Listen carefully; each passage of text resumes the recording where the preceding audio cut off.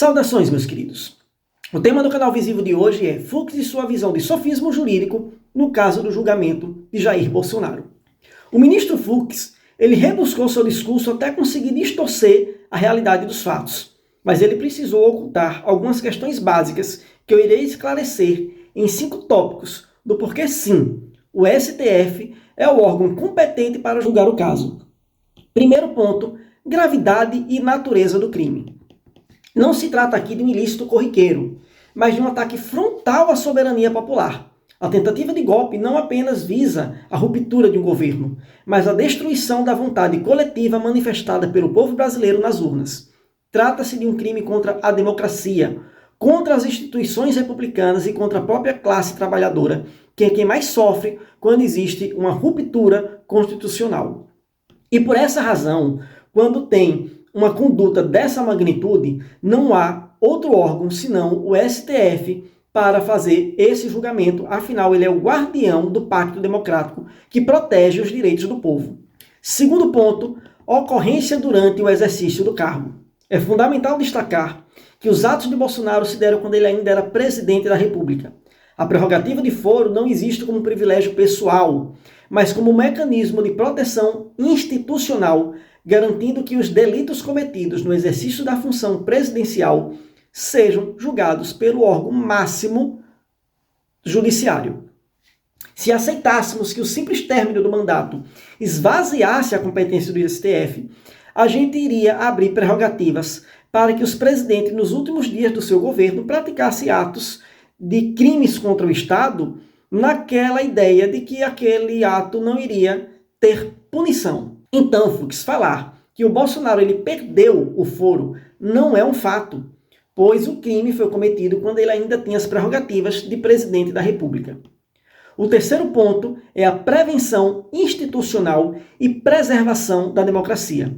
O golpe de Estado não é um crime contra um indivíduo, mas contra a coletividade organizada em forma de república.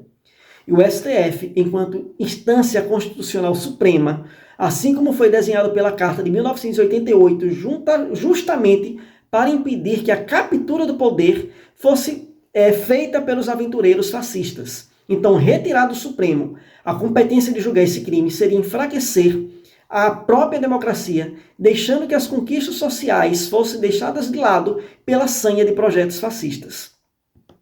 O quarto ponto é o princípio da continuidade da jurisdição. A jurisdição não pode ser entendida como formalismo estanque, mas como instrumento de defesa da sociedade. O STF já conduz investigações sobre os ataques à democracia, como a fake news, a milícias digitais, os ataques antidemocráticos do 8 de janeiro. Então, portanto, por conexão e continência, é imperioso que esse caso continue na competência do STF. Afinal, julgamentos fragmentados em diferentes instâncias favorecem contradições, enfraquecem o Estado. Quinto e último ponto, interpretação sistemática da Constituição.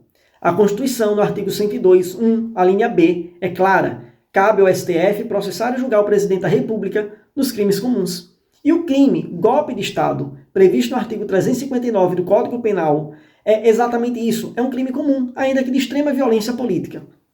Então, essa leitura desse artigo, a leitura desse instituto jurídico deve rejeitar interpretações restritivas que sirvam na prática para blindar criminosos. O Supremo não apenas pode, como deve exercer a sua competência, garantindo que o julgamento se dê no foro adequado e com a devida relevância histórica.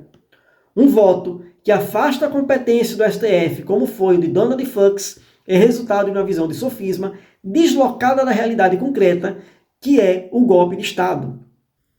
Ele foi articulado, repito, por quem, na época, ocupava o cargo da presidência da República. Sendo assim, a Corte Constitucional deve assumir o seu papel de defesa da ordem democrática do povo brasileiro.